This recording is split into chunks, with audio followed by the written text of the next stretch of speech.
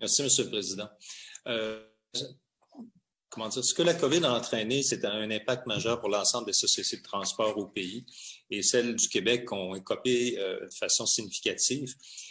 On voit ce qui se passe, par exemple, en Ontario, où l'offre du gouvernement fédéral a été bonifiée par le gouvernement ontarien pour faire en sorte que les déficits, s'il y en a, puis on me corrigera, seront beaucoup moins élevés du côté ontarien. Du côté québécois, ce que je comprends, c'est qu'il y a 800 millions de dollars disponibles du gouvernement fédéral, mais on attend de savoir si le gouvernement du Québec va bonifier cette offre pour faire en sorte que nos sociétés de transport ne fassent pas soient pas confrontés à des déficits importants.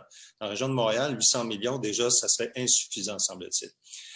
Ma question va s'adresser à M. Normand, savoir si nous n'avons pas accès à des montants suffisants pour compenser notre déficit, est-ce que nous allons faire comme des sociétés sont en train de faire, c'est-à-dire des réductions de services?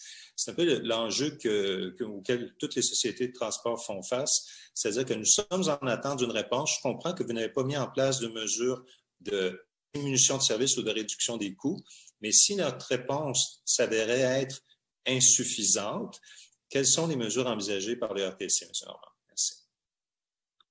M. Normand. Vous me permettez de répondre, M. le Président? Oui, tout à fait. C'est une question hypothétique. On verra si ça s'avère dans le temps ou pas. On pourra répondre à cette question-là. Mais pour l'instant, je veux juste rappeler aux conseillers qu'on a ajusté l'offre de service l'été dernier. On a réduit d'un certain nombre d'heures la fourniture de services parce qu'il y avait moins de monde à bord, mais on s'est assuré d'avoir un service partout sur le territoire pour répondre aux besoins. Alors, il y a déjà des mesures qui ont été prises par le RTC et on va s'ajuster en fonction de ce qui sera donné comme compensation financière par le gouvernement.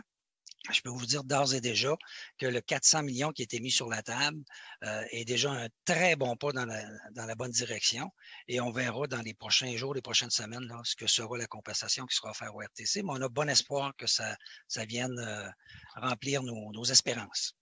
Merci beaucoup. Monsieur Bussière, désirez-vous vous faire entendre sur le sujet?